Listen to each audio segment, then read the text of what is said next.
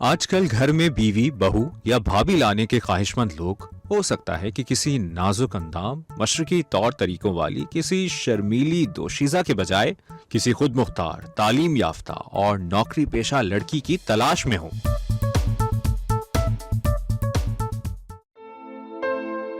एक दौर था जब बड़ दिखावे के मौकों पर बिटिया के माँ बाप उसके सलीका शुआर होने, सुगड़, खुशमिजाज और मामलात जिंदगी में बाएतबार होने, सिलाई कढ़ाई, सफाई और धुलाई में तजर्बाकार होने के गुण गाते नहीं थकते थे।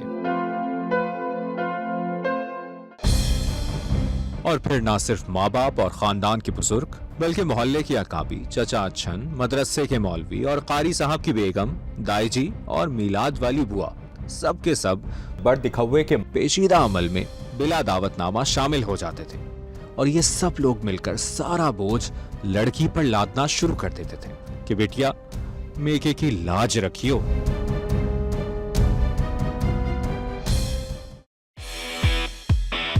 शादी या मर्द और औरत के दरमियान इज़्दवाजी बंधन दुनिया का खूबसूरत और हसास तरीन रिश्ता माना जाता है। ये रिश्ता किसी न किसी अंदाज और तरीकों से ज़माने कदीम से दुनिया के हर मुआशरे में कायम और दायम है।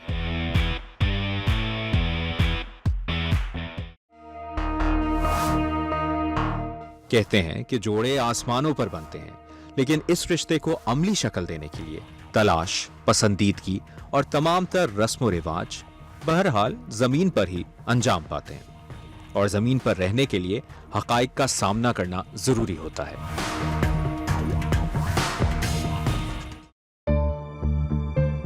रिवायत पसंद मजबूत समाजी हल्का आज भी खानदान में मरकजियत के तसव्वुर और रस्म रिवाज के जारी उसारी रहने पर यकीन रखता है। ख्याल ये किया जाता है कि इन रिवायात के तहत खानदान और समाज में रब्त और तवाजुन कायम रहता है।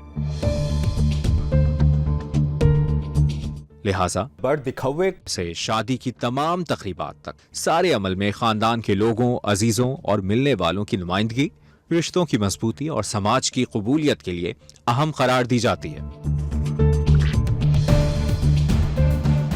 आज भी ज्यादातर घरानों में रिश्ते जुड़ने, मिठाइयों और पहनावों के तबादले, सुनार और दर्जी के यहाँ बार बार चक्कर लगाने, सलामी, पहली ईदी, बरी और जहेज समेत लेन देन के तमाम मराहिल में किसी न किसी हद तक इन सब की नुमाइंदगी जरूरी जानी जाती है। हम लोगों में दिमाग बिल्कुल नहीं है, ये चीज़ें जा ही नहीं रही हैं। हाँ, कम ज़रूर हो गई, अक्लमंद लोग बिल्कुल नहीं बरी और जहेज़ इतने बना रहे। मैं इस चीज़ की भी कायल नहीं हूँ कि उधार और कर्ज करके लड़की वाले जो हैं जहेज़ को जमा करें या लड़के वाले अपने आप को बहुत बरतर साबित करने के लिए बरी जमा करें। दूसरी जानिब वक्त बदलने के साथ साथ नौजवान खवातीन हर मैदान में बढ़ चढ़कर हिस्सा लेती दिखाई देती हैं।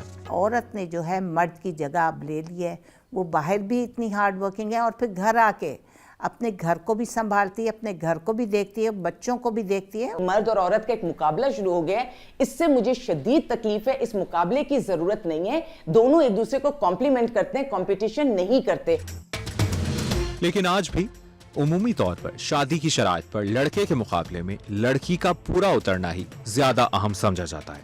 फरमाइशों और मुतालिबात की एक रस्मी या गैर रस्मी फहरिस्त किसी न किसी अंदाज में लड़की के खानदान के हवाले कर दी जाती है। यहाँ पे किसी ने लिस्ट पकड़ाई तो देखें उसकी कितनी बेइज्जती होगी, लड़की ही बेइज्जती कर देगी फोन करके। आजकल तो लड़कियां बहुत स्मार्ट हो गई हैं।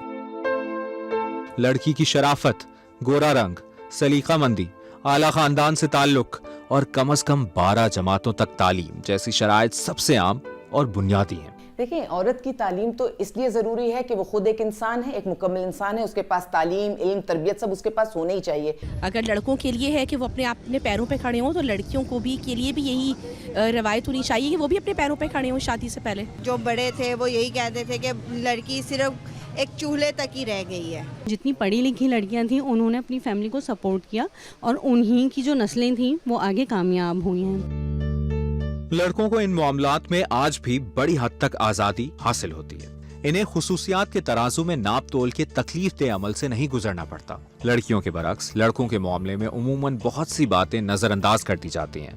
इनमें शक्ल सूरत, रंग, तौर तरीके और किसी हद तक किरदार काबिल जिक्र है। हाँ, ये चीजें हमने भी सुनी है कि बहू वो लेकर आएंगे जो होगी डॉक्टर, लेकिन उम्र उसकी देखिए 18 साल से ज्यादा नहीं होनी चाहिए।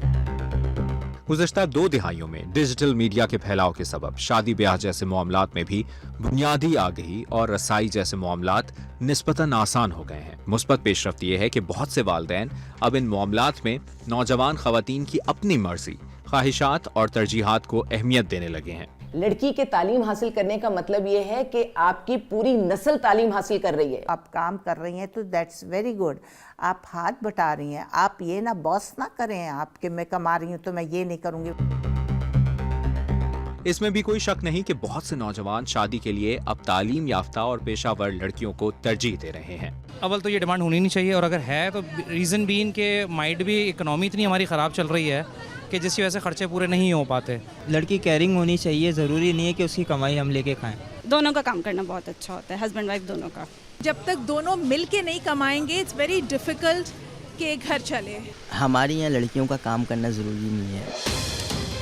जनूबी एशियाई माशरे के ख़ास खदुखाल के पेश नज़र दूसरी जानिब से ये सवाल भी उठ रहा है कि नौबेहाते जोड़े के नौकरी पेशा होने के सबब वालिदैन, सास ससुर और बच्चों की देखभाल किस तरह की जा सकती है। ऐसी तो सूरत हाल बनाइए कि अगर आप नहीं रुक रहे तो कम से कम बूढ़े भी घर से ना निकाले जाएं। जॉइंट फैमिली सिस्टम आपके सास ससुर होंगे, आप तौर तरीके से सीखेंगी।